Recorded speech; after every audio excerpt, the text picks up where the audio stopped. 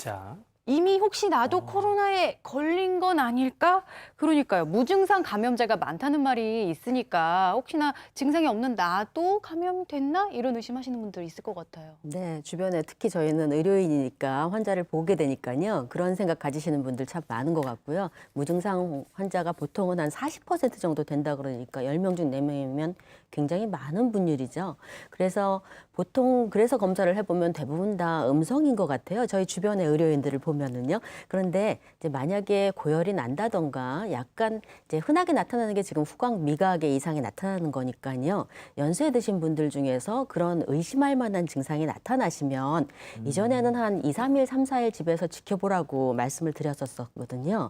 근데 지금은 너무 무증상 환자도 많고 증상을 의심할 만한 상황이 되기 때문에 가급적 하루나 이렇게 지켜보시다가 조금 의심스럽고 불안하시면 일찍 검사를 받아보시는 것도 한 방법이실 것 같아요. 그러니까 증상이 없어도 미심쩍은 접촉이 있었다거나 미심쩍은 곳에 갔다 생각이 되시면 선제 검사도 한번 생각해 보실 필요가 있겠고요. 물론 코로나19 증상이 느껴진다면 의심 증상이 느껴진다면은 바로 검사를 받아야겠죠, 교수님. 네, 지금 이제 가장 흔한 증상이 고열하고요. 예. 그리고 이제 지금 미각이나 후각의 이상, 기침 이런 것들이 흔한 증상인데요.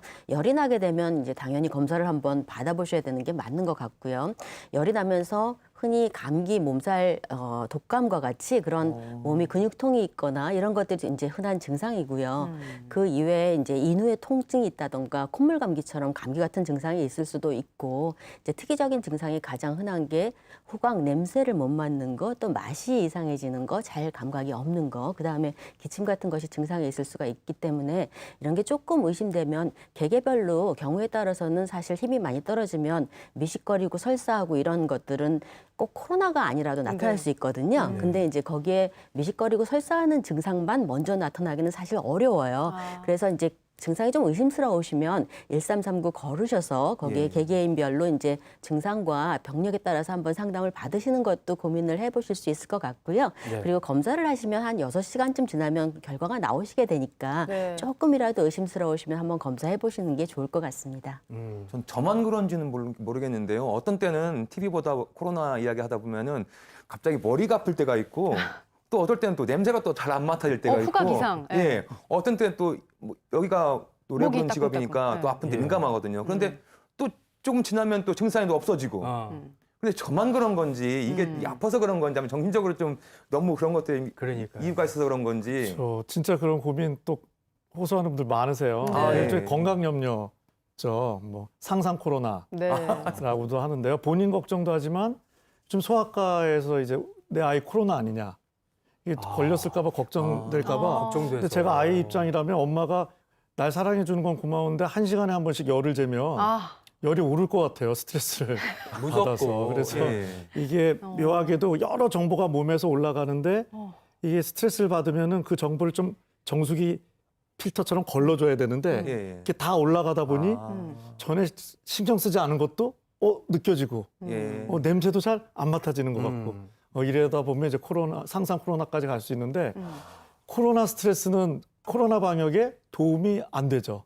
스트레스는 면역 기능을 떨어뜨리니까 우리가 잘 방역은 해야겠지만 상상 코로나는 물리쳐야 될 것 같습니다. 근데 이제 상상이 아니고 진짜 의심 증상이 있을 경우에는 반드시 좀 검사를 받으셔야 된다는 그럼요. 거 다시 한번 강조해 드리고요. 코로나19 이제 확진자가 급증하다 보니까 실질적으로 이런 궁금증 가지시는 분들도 많아요. 세 번째 궁금증 열어볼게요. 코로나19에 걸리면 치료는 받을 수 있나? 그러니까 병상 부족 문제도 있다. 뭐 이런 소식이 들려오던데 실제로 만약에 내가 확진자가 됐다. 그럼 어떤 절차를 받게 되나요? 예. 일단 이제 보통 이제 증상이 있던 무증상이든 검사를 하게 되면 집에서 자가격리된 상태로 기다리게 되시잖아요. 그러면 거기서 확진이 되게 되면 보건소에서 바로 연락이 옵니다. 그래서 당신은 언제쯤 이제 그런 이제 입원 시설로 옮기게 될 건데 이제 증상을 먼저 물어보거든요. 네. 그러니까 증상이 심하든지 아니면 본인이 연세가 많으시다든지 뭐 이런 경우는 바로 병원으로 이제 이송을 하게 되고, 그다음에 증상이 아주 가벼운 경우는 이제 생활치료센터 가는데 화면을 좀 보면서 설명을 좀 드리겠습니다. 네. 그러니까 화면 보시면 일단은 증상이 가볍고 무증상인 분들은 연락이 돼서 일단은 이제 그 경증인 생활치료센터로 가시게 되는데요. 네. 생활치료센터는 어떻게 생각하시면 되냐면 우리가 무슨 연수원 같은 데나 수련원 같은 데 가는 시설을 일부 개조해서 거기에 계실 수 있도록 하는 부분이고, 그러니까 여기는 이제 증상이 가볍거나 아니면 증상이 없는 분들이 주로 치료를 받고, 여기서 혹시 증상이 안 좋은 분들 또는 이제 병원에 이제 그러니까 저희 집에 계셨는데 뭐 연령이 많으시다든지 몸 상태가 안 좋다고 하시는 분들은 이제 중증도 이상에 대한 해당되는 분들은 이제 감염병 전담병원으로 사실 입원하게 되고요. 근데 호흡곤란이라든지 이런 게 이제 시작이 되는 분들은 중증이나 체중증에 속하기 때문에 그런 분들은 이제 국가지정 격리병상이나 아니면 중환자실이 준비되어 있는 병원으로 이송을 받게 돼 있습니다. 그래서 현재 우리나라의 의료 체계 자체가 아주 좋고 또 의료진들도 능력이 좋기 때문에 최선의 노력을 다해서 치료를 좀 하고는 있는 상황이거든요. 그러니까 치료를 받는 부분에 있어서는 어쨌든 우리나라가 최대한 노력을 하고 있다. 특히 약물이나 이런 부분들도 다 정부에서 무료로 지금 현재 제공을 하고 있는 상황이니까 네. 일단은 믿고 이제 그런 정부에서 그러니까 보건소에서 연락 주는 데에 따라서 네. 일단은 이제 치료를 받으시면 될 것 같습니다. 방금 이제 환자 상태별 치료 시설을 보여주셨는데 그래도 확진자가 워낙에 늘어나다 보니까 예. 병실 자체가 부족해지는 경우가 있고 실제로 병실을 기다리시다가 좀 잘못되신 분도 계셔서 너무 안타깝거든요. 예. 예, 지금 저희가 제일 걱정하고 있는 부분들이 일단은 이제 아까 말씀드린 이제 경증 환자가 입원한 생활치료센터나 아니면 이제 좀 가벼운 증상, 중등증 정도의 환자가 입원한 감염병 전담병은 아직까지는 조금 여유가 좀 있습니다. 근데 이제 가장 큰 문제가 이제 중환자에 해당되는 분들, 호흡곤란이 돼서 뭐 이제 고유량 산소를 해야 된다든지 아니면 인공호흡기를 달아야 된다든지 이런 시설들이 지금 부족 단계에 이미 직면해 있는 상황이거든요. 그래서 지금 대학병원의 응급실에 가다 보면 코로나에 확진된 이제 중환자들이 바로 중증 병상으로 입원이 안 돼서 지금 며칠째 응급실에 대기하고 있는 분들도 사실 발생을 하고 있고, 집에서 증상이 나빠지는데 이송이 제때 안 돼가지고 사망하는 분들이 이제 뭐 한두 분씩 나타나고 있는 상황이라서 일단은 지금 제일 급한 거는 중환자 병상을 최대한 확충을 해서, 그러니까 이래서 집에서 이제 사망하신 분들이라든지 아니면 응급실에 며칠씩 대기하다가 제때 치료를 못 받는 이런 분들이 생기지 않도록 하는 게 현재로서는 가장 중요한 상황이라고 보시면 될 것 같습니다. 네, 저희가 뭐 지난주에 들었지만 컨테이너 병상이라든지 여러 가지 준비를 하고는 있지만 지금처럼 뭐 급증세를 걷잡을 수 없으면 정말 뭐 힘든 상황이 나타날 수도 있는 거잖아요, 최 교수님. 그렇죠. 그러니까 이제 환자 발생이 많으면 결과적으로 많은 환자가 중증으로 진행하고 그중에서 사망하는 분들도 많아질 수밖에 없는 상황이 오는 거죠. 앞서서도 말씀드렸지만 지금 환자가 많아지니까 의료기관으로 유입되는 것도 있고, 그러다 보니 고령이나 만성질환이 있는 분들에게 감염이 발생하기도 하고요. 그래서 사실은 의료기관이나 요양시설로 환자가 유입되는 걸 최대한 막아야 하는데 그게 사실 잘 되고 있지 못해서 그 안에서 많은 사망자가 발생하고 있는 일도 있습니다. 또 네. 지금 앞서서도 말씀해 주셨지만 환자가 많아지다 보니까 의료적인 대응이 좀 점점 어려워지고 있거든요. 그러면 적절한 치료를 받지 못해서 나빠지시는 분들, 이런 분들도 계속 생겨날 가능성이 높아지기 때문에 어떻게든 환자를 줄이기 위한 노력이 좀 있어야 할 것 같습니다. 더 이상의 이제 의료 시스템 과부하가 걸리기 전에 확진자를 줄이는 게 급선무인데요. 그러려면 우리가 백신과 치료제 얘기를 안 할 수가 없어요. 치료제 어떻게 돼가고 있나요, 최 교수님? 네, 일단 아직까지는 모든 환자에게 일률적으로 적용하여서 효과를 발휘하는 치료제가 있지는 않습니다. 사실 이제 경증이거나 무증상인 분들은 특별한 치료를 하지 않아도 본인의 면역력으로 좋아지죠.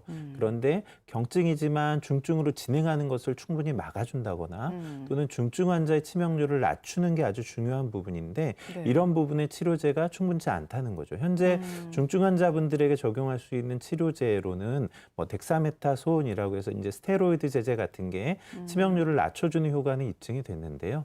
이 약물은 경증인 분들이나 무증상인 분들 또는 감염이 되지 않은 분들이 사용하면 오히려 환자분의 예후를 나빠지게 할 수 있습니다. 그래요? 그러니까 일률적으로 쓸 수 있는 약물이 아닌 거죠. 그리고 뭐 다양한 약물이 임상 연구 단계에 있고 이런 약물들을 이제 동정적 사용과 같은 형태로 환자분들한테 적용하고는 있는데 아직 효과가 완전히 입증되어 있는 상태는 아닙니다. 그래서 저희도 조만간 빨리 좀 효과가 입증되어 있는 치료제가 등장하기를 기대하고 있습니다.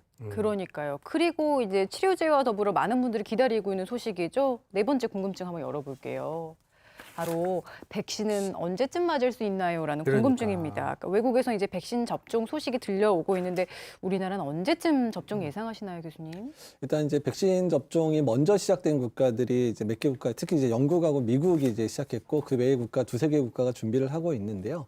근데 사실 지금 이제 백신을 접종하는 국가조차도 정식 승인을 받은 거는 아닙니다. 그러니까 하도 상황이 급하니까 긴급 승인이라 그래서 정식 승인 전에 먼저 사용을 할 수 있게 좀 허락을 해준 상황이거든요. 그래서 이제 안전성과 관련돼 있는 부분들에 대한 점검이 아직은 완전히 끝난 건 아니지만 사실 미국이나 영국의 지금의 상황이 너무 이제 상황이 악화되고 사망자가 하루에 뭐 미국만 해도 2,000명, 영국만 해도 한 500~600명씩 나타나다 보니까 일단은 그런 사망을 많이 하는 분들 또한 그런 분들을 치료하는 의료진, 그러니까 이런 분들 대상으로 응급으로 지금 접종을 하고 있는 상황들이고요. 그러니까 우리나라 같은 경우는 일단은 이제 국내에서도 이런 허가 절차에 대한 준비들을 하고 있는 상황이고 이제 미국 FDA라든지 이제 유럽의 허가기관들의 정보들을 받아서 우리나라 내에서 언제 허가할지를 준비를 하고 있고 또 우리나라에서 아직까지 국산 백신은 아직까지 준비 중이기 때문에 외국의 백신을 수입을 해야 되다 보니까 일단은 그런 부분들이 어느 정도 정리될 때까지는 내년 1, 2월 정도까지 이제 해서 승인 준비를 하게 될 것 같고 1, 2월 이후에 국내에 들어오는 건 한 2, 3월 정도부터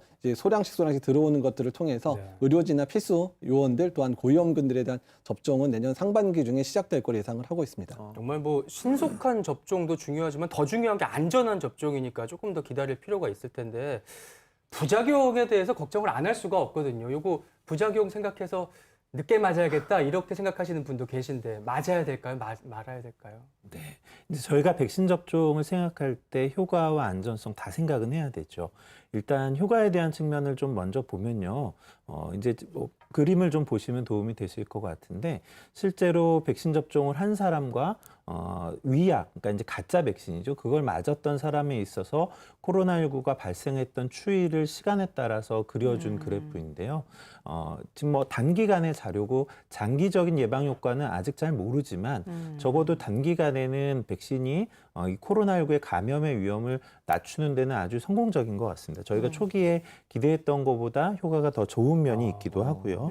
이제 다만 안전성의 측면에서는 단기의 안전성은 그래도 백신 접종을 중단할 수준의 이상 반응이 확인되고 있지는 않은데 네. 장기적인 안전성은 계속 모니터링은 해야 되는 측면이 있어서 그런 정보를 저희가 좀 더 가져야 할 것 같고요. 제가 한 가지 좀 강조해서 말씀드리고 싶은 것은 예. 지금 백신 접종이 시작되어 있는 국가라고 하더라도 실제 이 백신이 2번 접종을 해야 되기 때문에 3, 4주 정도의 간격이 필요하거든요. 그리고 접종을 하고 나면 면역 반응이 생기는데 보통 1, 2주 정도는 걸립니다. 그러니까 지금 접종을 시작한 국가, 지금 접종을 하셨던 분이라고 하더라도 네. 충분한 예방 효과를 기대하기까지는 적어도 1월 이후가 될 것이고 또 국가적으로 유행을 차단하는 데는 그 이상의 시간이 필요하거든요. 그래서 어차피 이번 겨울은 저희가 백신이 아니라 우리가 알고 있는 방법으로 이 바이러스의 유행을 차단해 가야 한다. 이 생각도 꼭 해야 할 것 같습니다. 그러니까 간단하게 생각하자면 아직까지 입증된 바로는 백신의 부작용보다는 효과가 크다 이렇게 이해하시면 될 것 같고요.